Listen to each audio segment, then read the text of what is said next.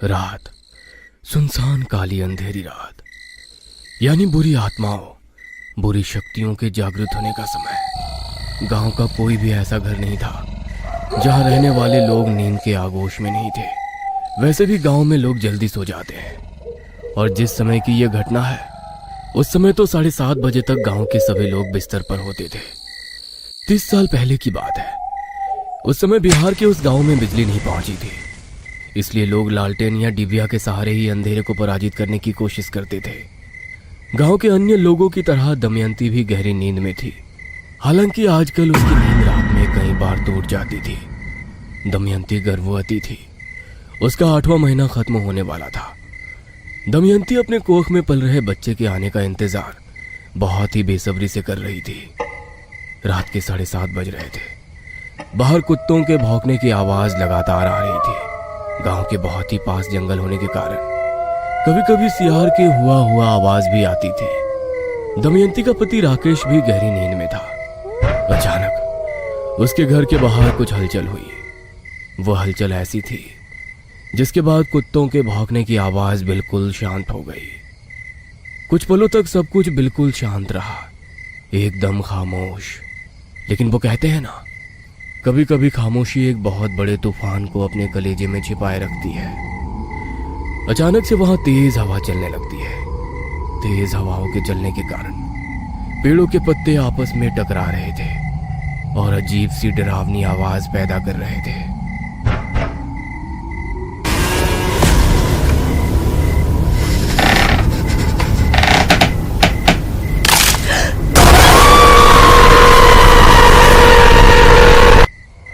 दिखने में तो किसी बालक की तरह था वो, लेकिन उसका शरीर था किसी प्रेत का।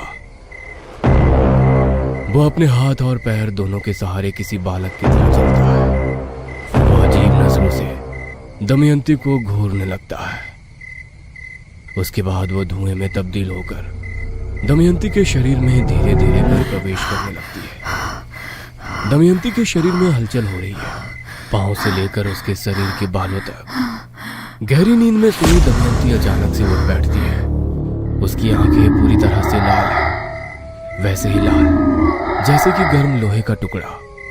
उसके बाल पूरे खुले हुए हैं, जो खुली खिड़की से आ रही तेज हवा के झोंके के कारण उड़ रहे हैं। दमयंती के चेहरे पर अब एक रहस्यमय मुस्कान है। वो अपने पेट के ऊपर से साड़ी को थोड़ा हटाती है और फिर जाएगा तोहरा के, जाएगा तोहरा दिन पूरा हो गया। जाने का है तुझे, जाने का, तुम्हारा दिन पूरा हो गया है।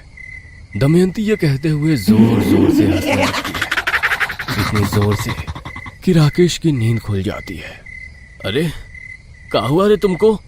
ऐसे काहे हंस रही हो रे? क्या हुआ? राकेश की बातों को सुनकर दमयंती उसे घूर घूर कर देखती है और फिर एक जोरदार लात उसे मारती है। लात इतना जोरदार थी कि राकेश दूर जा गिरता है और उसका सिर घर की दीवार से टकरा जाता है, जिससे उसका सिर फूट जाता है और उससे खून निकलने लगता है।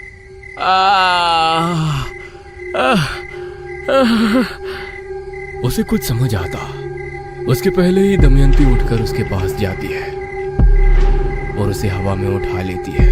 अरे अरे ये क्या कर रही है तू? अरे क्या हुआ तुमको? इसको इतना ताकत कहां से आ गया रे? दमयंती अपने पति को उठाकर नीचे पटक देती है। वो एक बार फिर से जोर जोर से हंसती है और फिर अपने पेट पर एक जोरदार मुक्का मारती है। पगला गई है क्या रे? हैं? पगला गई है? क्या कर रही है तू? अरे मत कर, अरे मत कर। बाप रे बाप, अभी तो नन्हा मेहमान आया या आई भी नहीं है, लेकिन हमारा वैल्यू इस घर में एकदम खत्म हो गया है। अरे ऐसा काहे कह रहे हैं? क्या हुआ? का हुआ? हाँ, ये पूछो कि का नहीं हुआ। कभी तुम आने वाले मेहमान के लिए ही बनाती हो, कभी तुम वो बनाती हो, कभी ये करती हो, कभी वो करती हो। हमरे लिए तुम्हारे पास समय ही नहीं है। अरे अब बोलो, हमारा वैल्यू कम हुआ कि नहीं? ऐसा काहे कहते हैं जी? पर आप जानते हैं ना, 10 साल, पूरे 10 साल लगे हैं हमारी कोख हरी होने में। 10 साल बांझ का कलंक लेकर घूमे हैं हम। ये कहते हुए दमयंती की आंखों में आंसू आ गए। दमयंती बार बार मुक्के से अपने पेट में वार किए जा रही थी। राकेश दमयंती को ऐसा नहीं करने के लिए कहता रहा, लेकिन दमयंती पर ना जाने क्या सवार हो गया था। वो अपनी कोख को उजाड़ने पर तुली हुई थी। कुछ देर बाद दमयंती ने जो किया वो एक माँ तो कभी नहीं कर सकती थी। अगले दिन पूरे गांव में ये बात फैल गई। ये क्या कह रही हो? तुम्हारा दिमाग सही है ना? हमारा दिमाग एकदम सही है। दमयंती ने अपने पेट में पल रहे बच्चे को मार दिया है। अरे ऐसा कैसे हो सकता है? सालों बाद तो उसकी गोद भरी थी। किसी को कुछ समझ नहीं आ रहा है। पूरा गांव हैरान था। सभी दमयंती द्वारा किए इस कृत्य को पहचान नहीं पा रहे थे। गांव में कई लोगों ने दमयंती को पुलिस के हवाले करने की बात भी कही, क्योंकि उसने एक भयानक और विभत्स जुर्म किया था। लेकिन दमयंती की हालत बिल्कुल ठीक नहीं थी। अपने पेट में पलने वाले बच्चे की हत्या की बात से वो बार बार इनकार कर रही थी।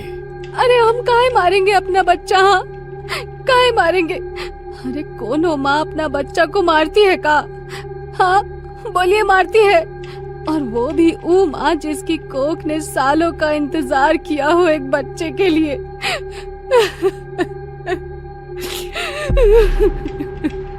अपने घायल पेट पर हाथ रखकर दमयंती रो रो कर अपने पति से ये बात कहती, गांव वालों से कहती। लेकिन राकेश ने तो सब कुछ अपनी आंखों से देखा था। हालांकि उसने एक और बात उस दिन अपनी आंखों से देखी थी, जिसे वो लोगों को बताता तो। ये क्या बात कर रहे हो राकेश भाई? देखो, हमको पता है कि तुम अपनी पत्नी को बहुत प्यार करते हो, पर उसने हत्या तो की है ना अपने पेट में पल रहे बच्चे की। अरे उसने नहीं की, कोई उसके शरीर में घुसा था, उसने की है। अरे कौन घुसा था? वो हम नहीं जानते, लेकिन बहुत ही भयानक था वो। दमयंती ने जब कोख के बच्चे की हत्या कर दी, तब वो उसके शरीर से बाहर निकला और मरे हुए बच्चे को उसका पेट फाड़कर निकाल दिया। फिर उसे लेकर जंगल की ओर भाग गया। राकेश, ये सब कहानी बना के कुछ नहीं होगा। तुम्हारी पत्नी ने खून किया है तो किया है, अब काहे किया है समझ से बाहर है। ठीक है, दमयंती ने मारा है अपना बच्चा, पर ये बताओ हमारी पत्नी के कोख का बच्चा कहाँ गया? हाँ बोलो, कहाँ गया? इस घटना के एक सप्ताह बाद की बात है। रात के 12:30 बज रहे थे। राकेश की आंखों से नींद कोसों दूर थी। वह घर के बाहर बैठकर बीड़ी पी रहा था। तभी उसकी नजर एक ऐसी विचित्र चीज पर गई जिसे देखकर उसके दिल की धड़कन बढ़ गई। उसके पैर और हाथ कांपने लगे। उसके हाथ से छूटकर बीड़ी नीचे जा गिरी। उसने देखा कि वही जानवर नुमा बालक जो उस दिन दमयंती के शरीर से निकला था, वह रेंगते हुए उसके घर की ओर आ रहा है। अरे ये तो वही है, वही जो हमरे बच्चे को मारा था। वह जानवर नुमा बालक का पुत्र दमयंती के घर में प्रवेश करता है। थोड़ी देर उसे घूरता है और फिर एक बार उसके शरीर में प्रवेश कर जाता है। उसके शरीर में प्रवेश करने के बाद दमयंती एकदम से जाग जाती है। उसके बाद उसकी आंखें, उसका चेहरा, उसके हाव भाव पूरी तरह बदल जाते हैं। घर के बाहर ऊंट में छिपकर राकेश ये सब देख रहा था। उसके दिल की धड़कन लगातार बढ़ती जा रही थी। अचानक से राकेश देखता है कि दमयंती घर के बाहर आ रही है, लेकिन किसी इंसान की तरह नहीं, किसी जानवर की तरह, हाथ और पैर दोनों के सहारे। वो अपने मुंह से भयानक आवाज भी निकाल रही है। राकेश कुछ समझ पाता उसके पहले दमयंती उसी तरह चलते हुए राकेश के घर से कुछ दूरी पर स्थित मंगल के घर में प्रवेश कर जाती है। राकेश अपने हाथ में डंडा लेकर उसका पीछा करता है। ये मंगल के घर में क्या करने आई है? मंगल की बीवी भी तो गर्भवती है। राकेश के दिमाग में ये सारे सवाल चल ही रहे थे कि तभी उसे मंगल की पत्नी और मंगल के चिल्लाने की आवाज आती है। राकेश ने और देखा न था। वह डंडा लेकर उसके घर में घुस जाता है। वहां जाकर देखता है कि दमयंती मंगल की पत्नी की छाती पर चढ़ी हुई है और उसके पेट में मुक्का मुक्का मार रही है।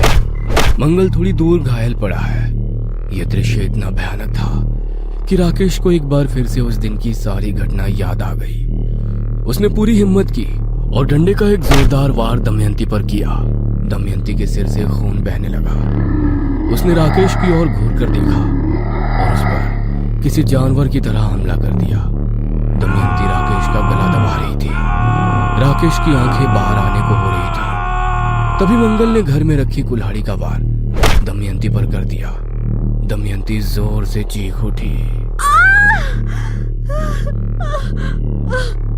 मंगल का दिल भी जोर जोर से धड़क रहा था, लेकिन हिम्मत का हाथ उसने नहीं छोड़ा। उसने कुल्हाड़ी का एक और वार दमयंती पर किया। दमयंती गुस्से में चीख पड़ी और फिर वहां ऐसा कुछ हुआ जिसे देखकर मंगल, राकेश और मंगल की पत्नी के हाथ पांव फूल गए। उन्होंने देखा कि दमयंती के शरीर से एक प्रेतनुमा बालक निकल रहा है। वो उन सभी को घूर कर देख रहा है। मंगल ने जब देखा तो उसने कुल्हाड़ी का वार उस पर भी करना चाहा, लेकिन वो वहां से चीखते हुए भाग गया। उस प्रेत के शरीर से बाहर निकलने के बाद दमयंती बेहोश हो गई। दमयंती को उसी समय गांव के ही दवाखाना ले जाया गया और उसकी पट्टी की गई। अगली सुबह उसे शहर के डॉक्टर के पास ले जाने की तैयारी होने लगी, क्योंकि गांव में इलाज की बहुत सुविधा तो नहीं थी। कुल्हाड़ी से लगे चोट के कारण दमयंती का खून तो रुक गया था, लेकिन अगली सुबह पूरा गांव दमयंती के घर के बाहर इकट्ठा हो गया था। दमयंती बेहोश पड़ी थी। सभी लोगों को रात वाली बात पता लग गई थी। गांव के सबसे बुजुर्ग और अनुभवी शख्स सीताराम जी दमयंती के घर के बाहर लोगों के साथ बैठे हुए थे और उन सभी को कुछ समझा रहे थे। मुंजिया है वो मुंजिया, उसने कब्जा कर लिया है दमयंती के शरीर पर। बहुत खतरनाक होता है रे ये, बहुत खतरनाक होता है ये रे। गर्भवती स्त्रियों के गर्भ में इसकी विशेष नजर होती है, वो उनके गर्भ को नष्ट कर देता है।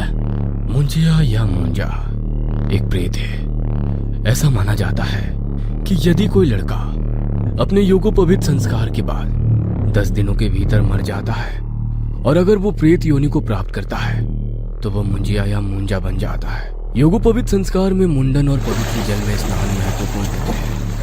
मुंजिया या मुंजा प्रेत पीपल के पेड़ पर निवास करता है। इसके पास अलौकिक शक्ति होती है और वो वैसे तो किसी को कुछ नहीं करते, लेकिन यदि किसी ने गलती से पीपल के पेड़ पर बैठे मुंजिया को जगा दिया तो फिर ये अनर्थ कर देते हैं। आज तो शहर से लौटने में बहुत रात हो गई दमयंती।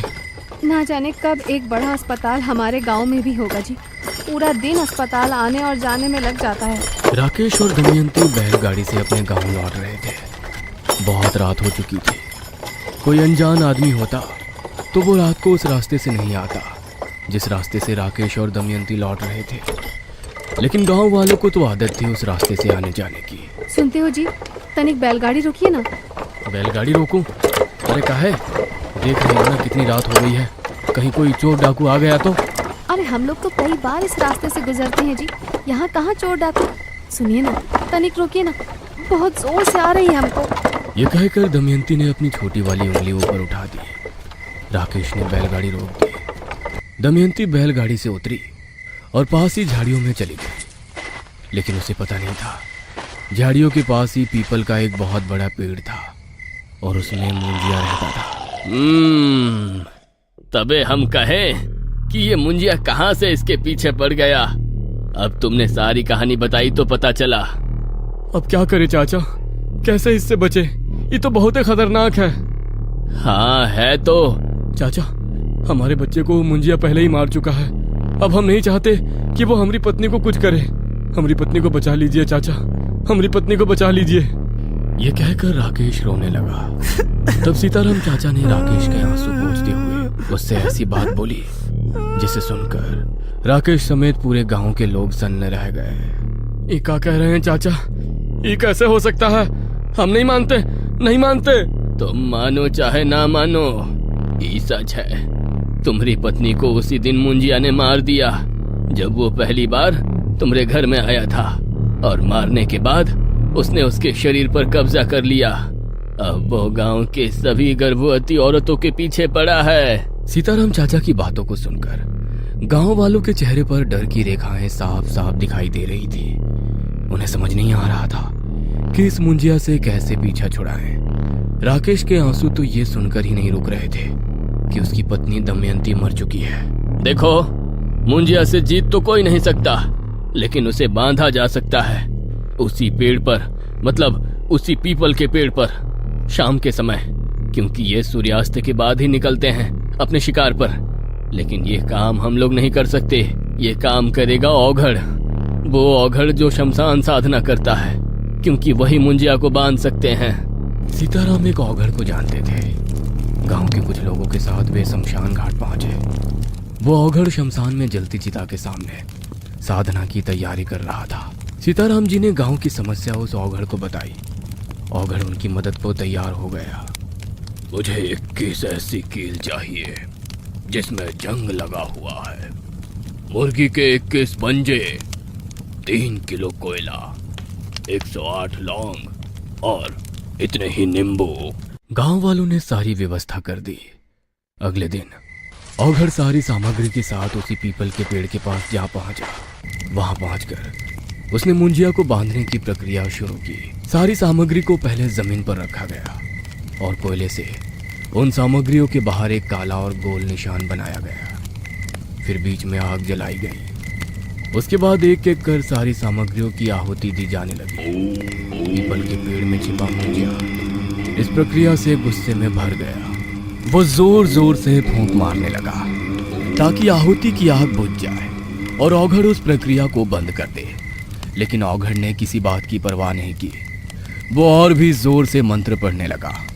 मुंजिया का गुस्सा अब और भी ज्यादा बढ़ गया। वो रेंगते हुए पेड़ से उतरने लगा और पीछे से जाकर औघड़ को पकड़ लिया और उसका गला दबाने लगा। जैसे जैसे मुंजिया का हाथ औघड़ के गले में कस रहा था, औघड़ की सांसें बंद हो रही थी। छोड़, मेरा गला छोड़।